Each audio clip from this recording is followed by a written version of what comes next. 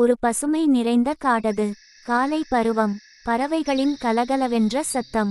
ஒரு மரத்தின் அடியில் நரி ஒதுங்கியிருக்கிறது. இந்த காடே எவ்வளவு அமைதியா இருக்குதுன்னு பாரு. ஆனா என்னோட மனதில் மட்டும் அமைதியே கிடையாது.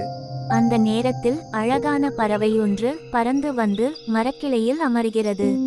நரியண்ணா, எப்படி இருக்கீங்க? உங்களை பார்த்து ரொம்ப நாளாச்சு. ஆஹா நண்பி, நீயும் இங்கேதானா வந்தாய்? இவ்வளவு அழகான காட்டில காற்றடிக்கிறத அனுபவிக்கிற சந்தோஷம் வேறெங்கேயும் கிடைக்குமா? சரி, நீ சொல்றாய். ஆனா உனக்கு தெரியுமா, நான் எப்பவுமே தனிமையாகத்தான் இருக்கிறேன். யாருமே என்னை நம்புறதில்லை. நரியண்ணா, நீங்க சொல்வது உண்மையா? ஏன் நம்ம நண்பர்கள் உங்களை நம்புறதில்லையா? என்ன பண்ணுறது நண்பி, எல்லோரும் எனக்கு நரின்னு ஒரு பெயர் வச்சிருக்காங்க. ஆனா அந்த பெயருக்கு பின்னால உள்ள மனுஷனையும் பார்க்கல. பழைய கதைகளை போல ஏமாற்றுவேன்னு பயப்படுறாங்க. ஆமாம், அது மாத்திரமில்ல. நான் கூட அம்மா சொல்லும் கதையில் நரி வந்துச்சு, ஏமாத்திட்டுன்னு கேட்டிருப்பேன். ஆனா நீ இப்படி பேசுறதை கேட்டா எனக்கு சந்தேகம் வருது. நீ அந்த நரிதானா?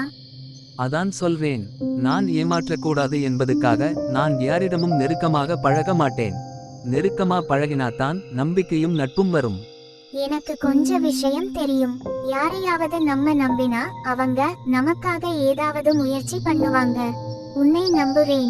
நீ என்னோட நண்பனாக இருக்கலாம். சத்தியமாவா கேட்கின்றாய்? நீ என்னை நண்பனாக ஏற்கின்றாயா? ஆம், ஆனா ஒரு நிபந்தனை. நீ யாரையும் ஏமாத்தக்கூடாது. உண்மையா நடந்து கொள். அப்பதான் அந்த நட்பு அர்த்தமுள்ளதா இருக்கும். அதுதான் எனக்கு தேவை. உன்னை போன்ற ஒருத்தர் என் மீது நம்பிக்கை வைக்கிறதை நான் வீணாக்க மாட்டேன். உன்னோட நட்புக்கு நான் தகுதியானவனாக இருப்பேன்.